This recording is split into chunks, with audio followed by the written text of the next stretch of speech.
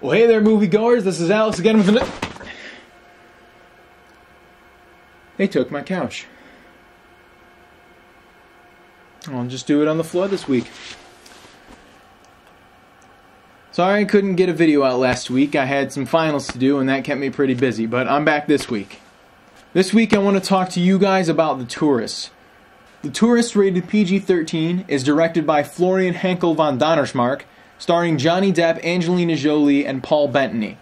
The Tourist is kind of a espionage, mystery, spy, romantic kind of movie. You know, all that fun stuff.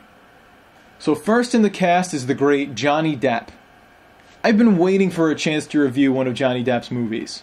I think he's a master. One of those people I'm really surprised to hear has not won an Oscar yet. He's been nominated a few times, but he's never actually won.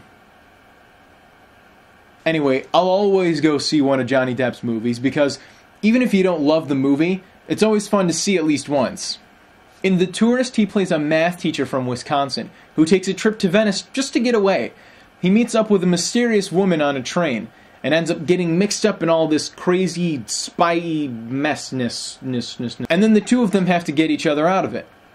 So Depp's character had to be kind of oblivious and very plain and almost bumbling in a way.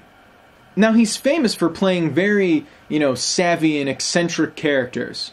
And I wasn't sure how he'd do playing a normal guy or how I would take him playing a normal guy. But not surprisingly, he was just great. He played a really average guy so you could relate to him, but he was definitely a character. He wasn't just the dumb guy sitting on the sidelines asking questions. He helped forward the plot, and it was just a really fun performance. Next up is Angelina Jolie. Last movie I saw Angelina Jolie in was this summer's Salt. Didn't love her in that.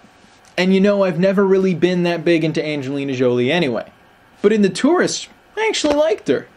It was light. I don't think she's really meant for the hard-hitting drama stuff. I think her acting style permits more of a fun and colorful movie, like this one. She was great. She carried an awesome English accent throughout the whole movie. She always looked stunning and always had a little bit of mystery to her. Can honestly say I really like Jolie in this film. So lastly is English actor Paul Bettany. You might know him from Legion, The Da Vinci Code, A Beautiful Mind. He's, I think, a very underrated actor because he's got a lot of talent. He plays a British agent that's looking for the man that everyone suspects as Johnny Depp.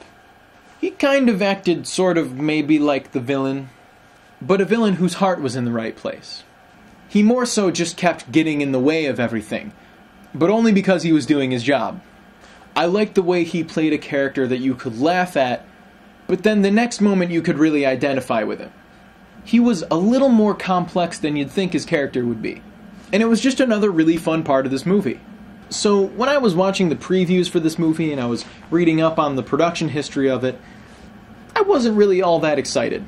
I mean, I love Johnny Depp, I don't love Angelina Jolie, and I'd never really heard of the director before, so I didn't have a whole lot to go by. But it didn't take me very long to really like this movie. I liked that it wasn't trying to be the next big thing. It wasn't trying to be anything it wasn't. And what it was a fun, adventurous movie. It was really light, and it was romantic, and it was just a great ride. Set in front of the gorgeous backdrop of Venice, of course. That helps a little too. And even though it was rated PG-13, I really think this is kind of a family movie. There wasn't anything terribly violent or bloody about it. There wasn't anything really sexual about it. It just had a couple thematic things that were a little adult. I think that if your younger ones are mature enough to understand some of it, or you don't mind explaining a few things, then this is actually a really great family movie.